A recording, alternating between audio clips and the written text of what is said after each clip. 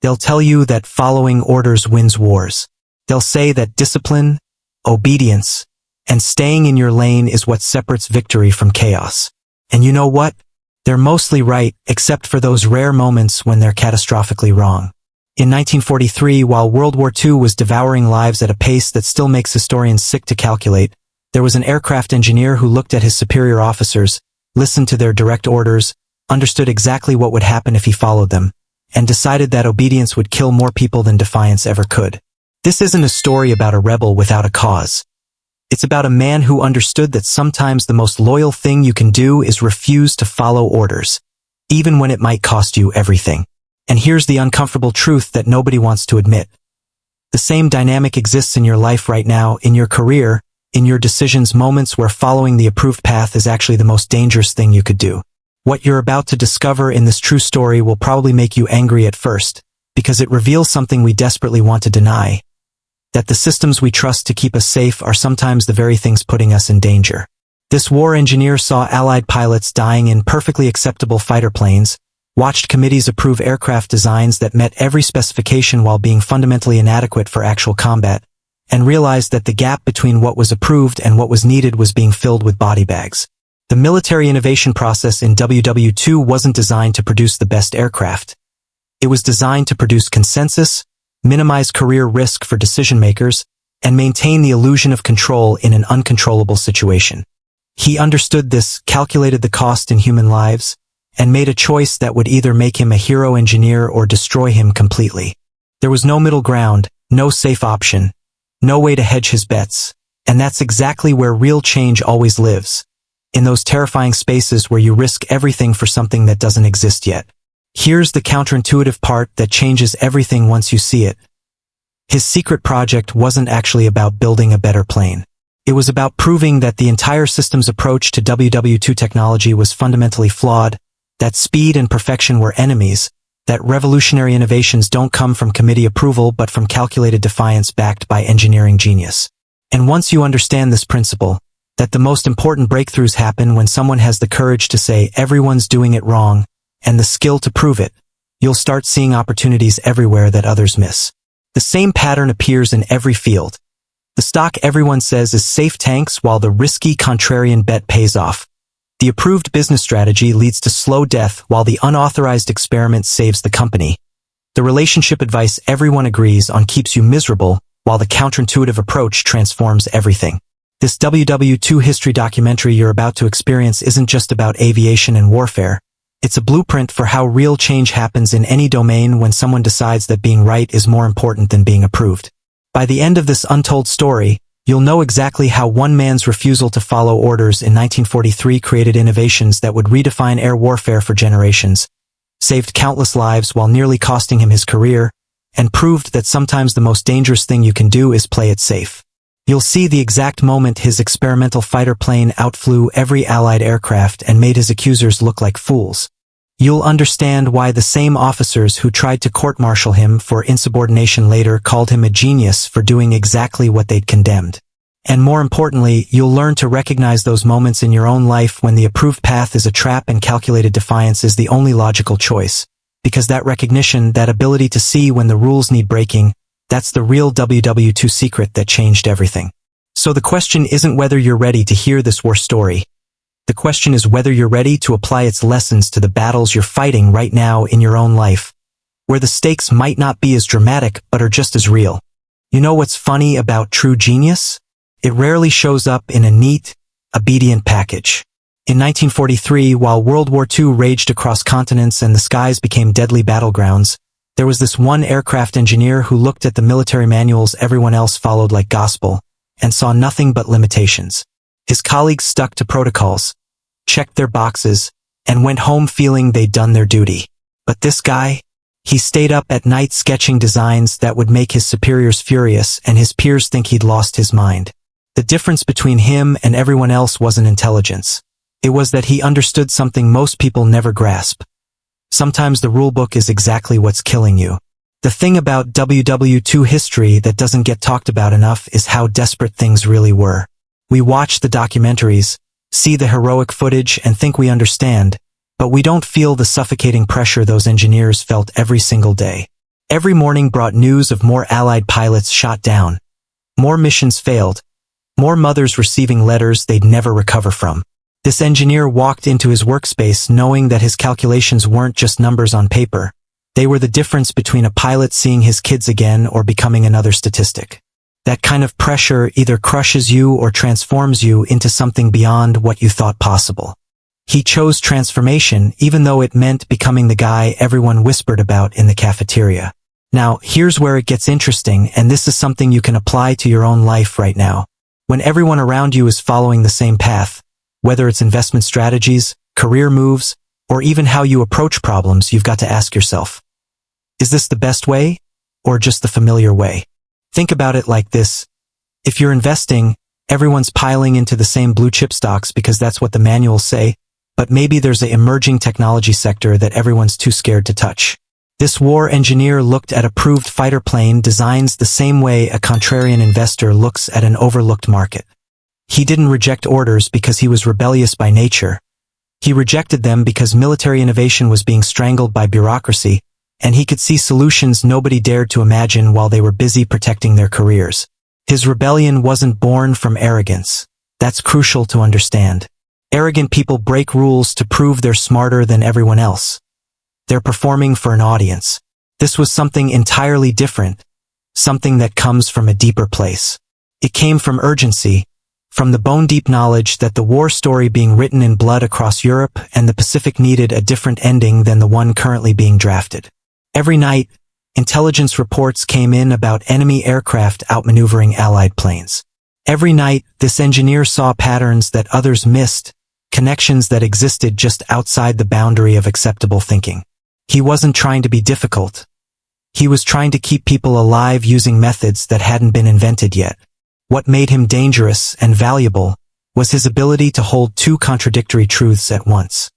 He respected the engineering genius of those who came before him, understood why the protocols existed, could recite the technical reasons for every military regulation. But he also saw that those same regulations were designed for yesterday's war, not tomorrow's reality. It's like being taught to invest in real estate using strategies from the 1970s. Sure, the fundamentals might hold, but the execution needs to evolve or you'll get crushed. This secret project that was forming in his mind wasn't about tearing everything down. It was about building something better on top of existing knowledge, even if that meant some uncomfortable conversations with people who outranked him. The other engineers? They weren't stupid or cowardly. Let's be clear about that. They were rational people making rational decisions in an irrational situation.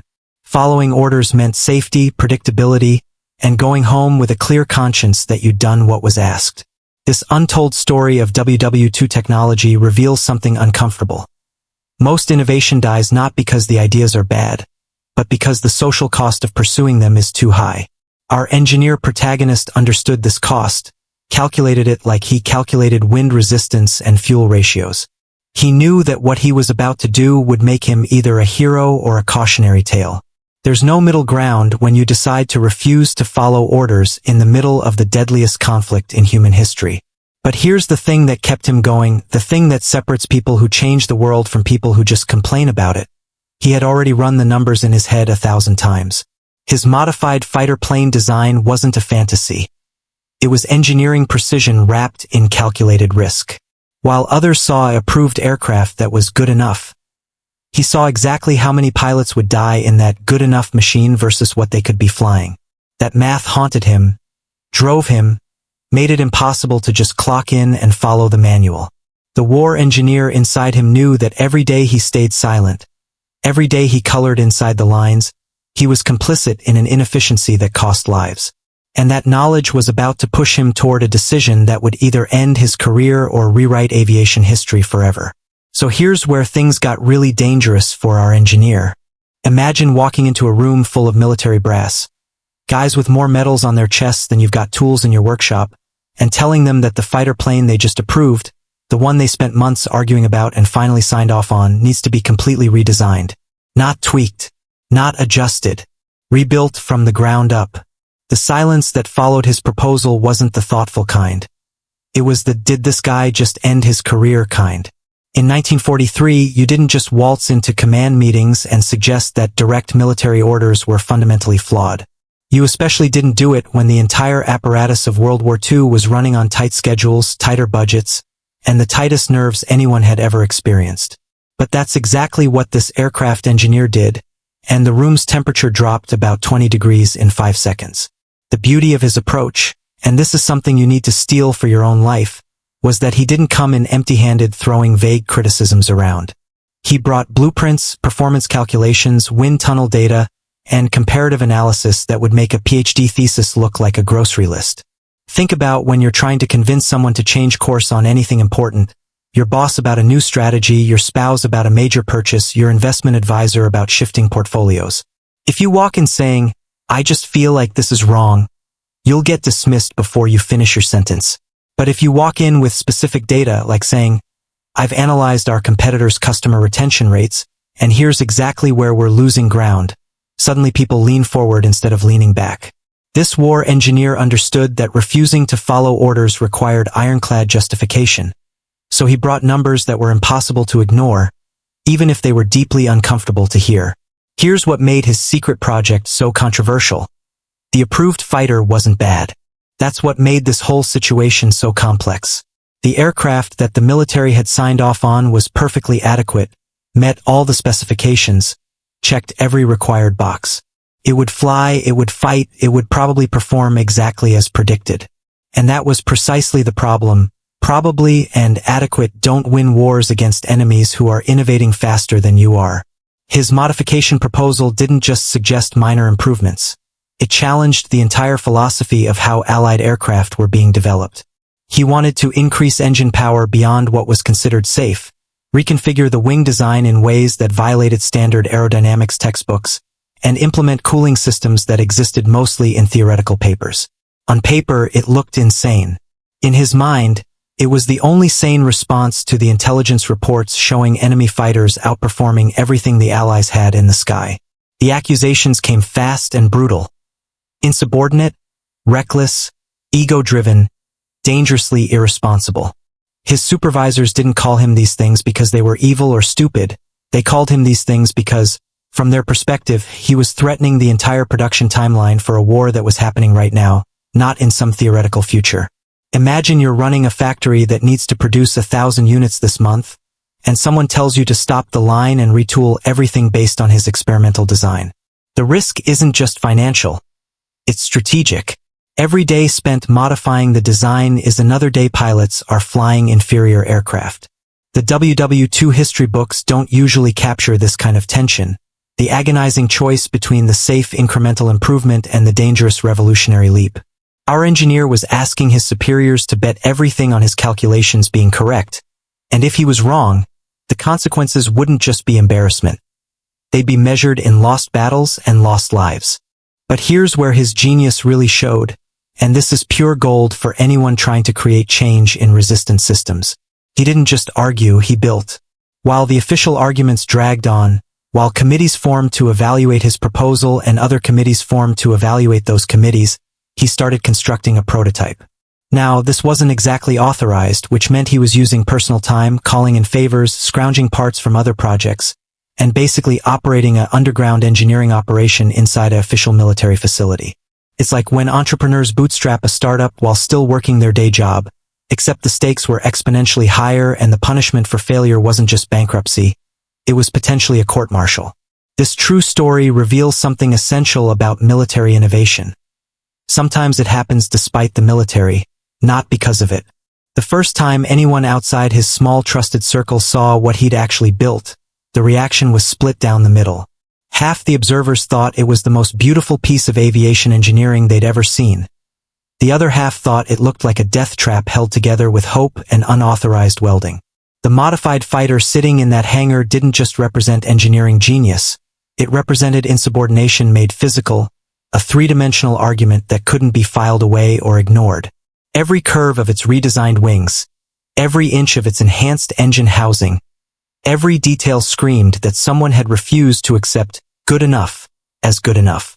And now came the moment of truth that separates theoretical rebels from actual revolutionaries. Someone had to fly it.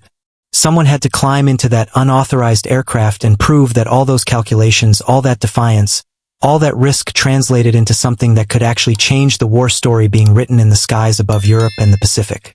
The tension in the days before the first test flight was thick enough to cut with a propeller blade. Officers who'd called him insubordinate suddenly got very quiet, because if this thing worked, if it actually outperformed the approved designs like he claimed, they'd have to explain why they'd almost killed the project. Engineers who'd followed the manual their entire careers watched with a mixture of hope and dread, because if he succeeded, it meant they'd been playing it too safe while people died. And our engineer?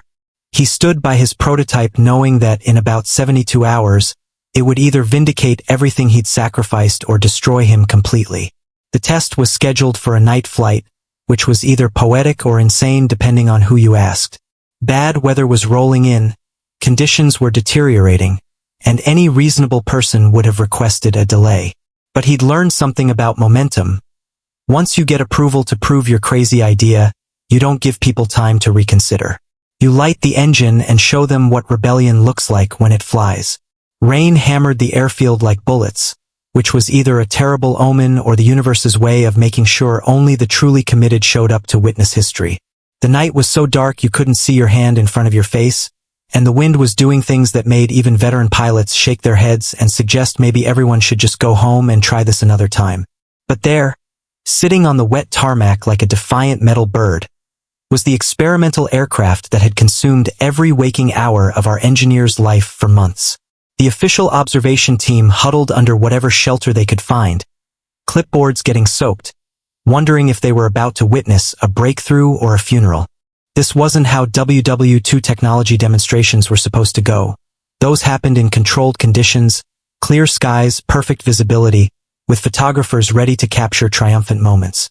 This felt more like a secret project that might end with everyone pretending it never happened. The test pilot chosen for this mission was a guy who'd already survived more close calls than most people have hot meals, and even he looked at the weather conditions like maybe his luck was about to run out. But here's something beautiful about the military innovation process when it actually works. The pilots who volunteer for experimental flights aren't crazy. They're desperate for an edge that'll keep them alive when the real shooting starts. He'd read our engineers' calculations, seen the wind tunnel tests, understood what this modified fighter could theoretically do. Theory doesn't mean much when you're strapping yourself into a machine that your superiors haven't officially approved, and the weather's doing its best impression of biblical wrath. Yet he climbed into that cockpit anyway because every pilot in World War II knew guys who died in perfectly safe, approved aircraft, and maybe, just maybe, this crazy engineer had figured out something that could change those odds. When the experimental engine first roared to life, it didn't sound like other fighter planes. That's the first thing everyone noticed. The approved designs had a certain predictable rhythm, a sound that engineers and pilots had grown accustomed to, comfortable with. This thing sounded angry, hungry, like it was barely contained by the metal housing around it. Our war engineer stood in the rain, not bothering with an umbrella or shelter, watching his calculations become noise and vibration and thrust. Think about what that moment feels like, when something you've only seen in your mind suddenly exists in physical reality, when equations become explosions of controlled power. It's like an investor watching their contrarian bet finally start to move, except instead of money on a screen, it's raw physics defying what everyone said was possible. The engine RPM climbed higher than what the manual said was safe, and nobody stopped it because they were all too mesmerized or terrified to move. The takeoff was nothing short of violent. The aircraft didn't gently lift off the runway like a commercial flight. It punched through the rain and darkness like it was personally offended by gravity. Observers who'd seen thousands of takeoffs literally gasped. You could hear it even over the engine roar and the storm. The climb rate was absurd, the maneuverability immediately apparent even in terrible conditions, and the speed. Well, the speed was exactly what our engineer had promised and everyone had doubted. This is what separates true story innovations from incremental improvements. Incremental improvements make things slightly better. Revolutionary innovations make everyone watching rethink everything they thought they knew.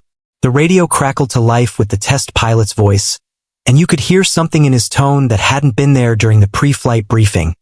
Excitement mixed with disbelief, like he just discovered flight for the first time. For the next 40 minutes, that pilot put the aircraft through maneuvers that should have been impossible in those conditions. combat roles in heavy rain, high-speed dives that pulled G-forces beyond recommended limits, sharp turns that would have torn the wings off approved designs. And the experimental fighter handled it all like it was bored and waiting for a real challenge. The engineering genius wasn't just in making things faster or more powerful. Any amateur can add a bigger engine and hope for the best. The genius was in understanding the complete system, how the modified wings created lift differently, how the enhanced cooling system prevented the engine from destroying itself, how every component was optimized not for passing safety tests but for surviving combat against enemies who were trying to kill you. Our engineer had designed this aircraft for war, not for approval committees, and the difference was becoming brutally obvious to everyone standing in that rain-soaked field. There's a moment in every revolutionary demonstration when the observers split into two camps. Those who immediately recognize they're witnessing something historic, and those who resist because accepting it means admitting they were wrong about everything. You could literally see it happening in real time as the test flight continued. Some officers were already talking about fast-tracking production, recalculating deployment schedules, imagining how many pilots could be saved if they got these modified fighters into combat zones quickly.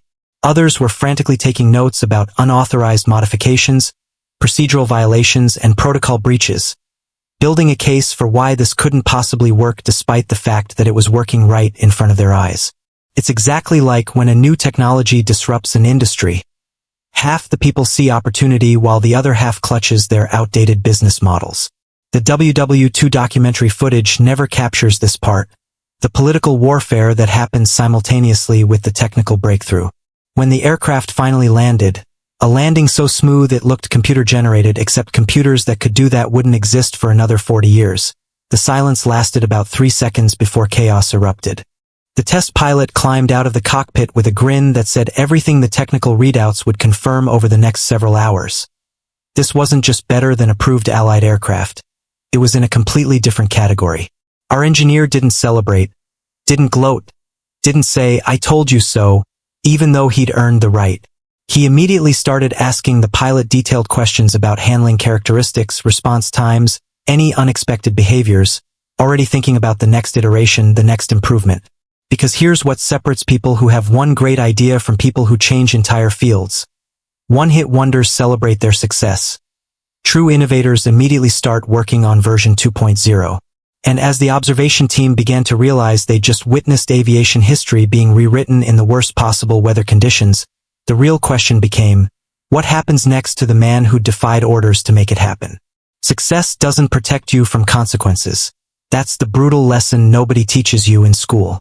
Our engineer stood there the morning after that historic test flight, watching his modified fighter prove everything he'd promised, and simultaneously watching a formal investigation being launched into his conduct. See, the military doesn't just shrug and say, "Well, it worked out, so no harm done," when you refuse to follow orders. The paperwork had already been filed weeks earlier, accusations documented in triplicate, procedural violations cataloged by people whose entire job was making sure nobody colored outside the lines. In 1943, while World War II consumed the world, this aircraft engineer found himself in the surreal position of being both the man who just revolutionized Allied aviation and the man facing potential court-martial for doing exactly that. It's like discovering a cure for a disease and getting sued for practicing medicine without permission. Technically correct from a legal standpoint, catastrophically stupid from a human standpoint. The charges read like a greatest hits album of military infractions. Unauthorized use of materials, deviation from approved specifications, insubordination, reckless endangerment, and about a dozen other violations that could end his career and possibly land him in a military prison. His defense attorney, yes, it got serious enough that lawyers became involved, kept asking him why he didn't just wait for proper approval, follow the chain of command, submit his ideas through official channels. And every time, our war engineer gave the same answer, because pilots were dying with the current designs, and official channels moved at a pace measured in months while combat losses were measured in days. Try explaining urgency to a bureaucracy. It's like explaining color to someone who's only ever seen black and white. The people prosecuting him weren't evil. They genuinely believed that maintaining discipline and order was more important than individual innovation. Because without discipline, armies fall apart. They weren't wrong exactly. They were just working from a rulebook that didn't account for engineering genius operating under crisis conditions. Here's where the story takes a turn that feels almost cinematic in its timing. While the investigation ground forward with all the speed of continental drift, our engineers' calculations were being put to use in actual combat conditions. The first squadron equipped with the modified fighters deployed to the European theater, and within weeks the performance reports started coming back. Pilots who'd been barely surviving missions in approved aircraft were suddenly outmaneuvering enemy fighters they'd previously had to avoid. The combat loss rates in squadrons flying the experimental design dropped dramatically. We're talking about numbers that translated directly into fathers coming home to their children, husbands seeing their wives again. This is what military innovation looks like when it actually reaches the battlefield. Not just better statistics, but human beings who get to continue existing. And every one of those success reports was another nail in the coffin of the prosecution's argument that he'd been reckless and dangerous. The shifting narrative was almost comical if it wasn't so serious. Officers who'd called him insubordinate in January were calling him boldly decisive by March. The same modifications they'd labeled reckless were now being described as aggressive optimization. It's fascinating to watch how quickly institutions rewrite history when the results become undeniable. It happens in corporations, governments, even families. Think about companies like Netflix that were mocked for abandoning their DVD business model, or investors who were ridiculed for buying Bitcoin early, or scientists whose theories were rejected until evidence piled up so high it couldn't be ignored. The true story of innovation is almost always the same. First they fight you, then they ignore you, then they claim they supported you all along. Our engineer watched this transformation happen in real time, as the very people who'd initiated his court-martial proceedings started quietly suggesting that maybe those proceedings should be postponed indefinitely. But here's what's crucial, and this is something that'll serve you well in any field. He didn't just wait passively for vindication. While the legal process crawled along, he kept working, kept improving, kept pushing the boundaries of WW2 technology. He developed training protocols for pilots transitioning to the modified aircraft, created maintenance manuals that mechanics could actually understand, collaborated with other engineers who were suddenly very interested in his methods now that success made him approachable. This is the part they don't show you in the hero engineer narratives. The grinding daily work that happens between the dramatic moments. Real achievement isn't one spectacular breakthrough. It's a spectacular breakthrough followed by months of unsexy implementation work. He could have rested on his laurels, played the victim card, waited for the system to acknowledge his brilliance. Instead, he made himself so valuable that getting rid of him became politically impossible. The moment his calculations saved an entire wing of pilots during a mission that would have been a massacre with older aircraft designs, the tone changed completely. We're talking about a specific engagement where intelligence had underestimated enemy fighter strength, and Allied pilots found themselves outnumbered 3-1 in hostile airspace. With approved aircraft, it would have been a slaughter, the kind of loss that makes newspapers and ends military careers and fills cemeteries. But with the modified fighters, the performance advantage was so significant that not only did the squadron complete their mission, they actually achieved air superiority despite being outnumbered. The after-action reports were so glowing they sounded like fiction. And suddenly, the same army that had condemned him for refusing to follow orders was holding him up as an example of American ingenuity and courage. The word genius started appearing in official communications, which is ironic considering it was the exact same work that had previously been labeled insubordination. The unofficial word came down about 3 months after that successful mission. The court-martial proceedings were being dropped due to changing priorities and the valuable contributions of the accused to the war effort. Translation: we can't publicly celebrate this guy while simultaneously prosecuting him, and we need the publicity more than we need to make an example of him. He never got an apology.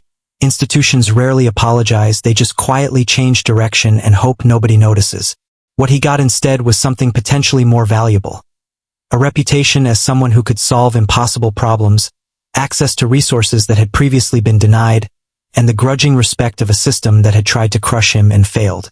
The WW2 secrets hidden in classified files would later reveal just how close he'd come to losing everything, and how many people had fought behind the scenes both for and against him. But in the moment, standing between disgrace and glory, watching his aircraft save lives while his career hung by a thread, he understood something essential.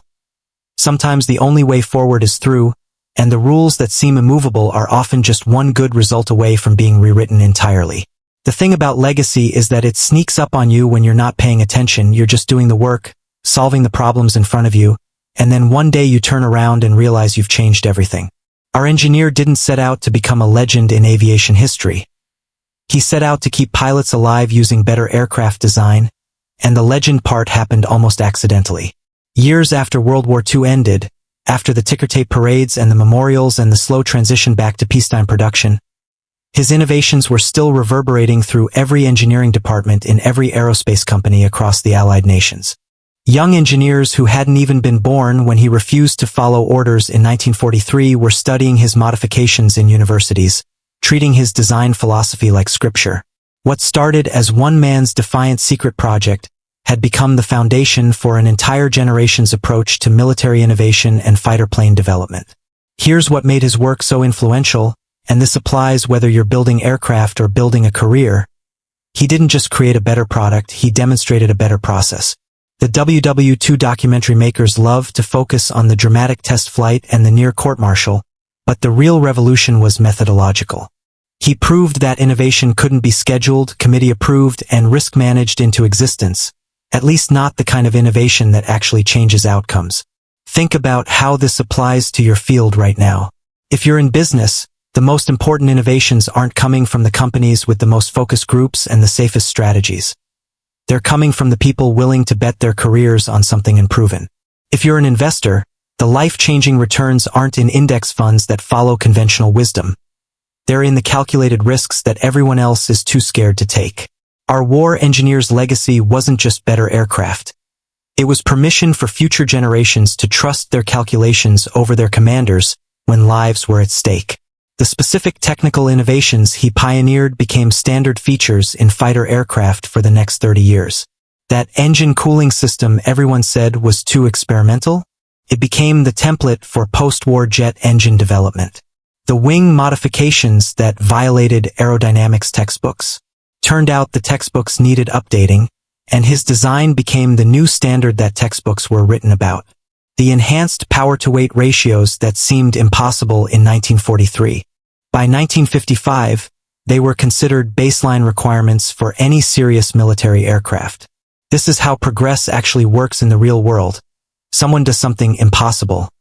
Everyone calls them crazy, it works, and then suddenly it becomes the minimum acceptable standard.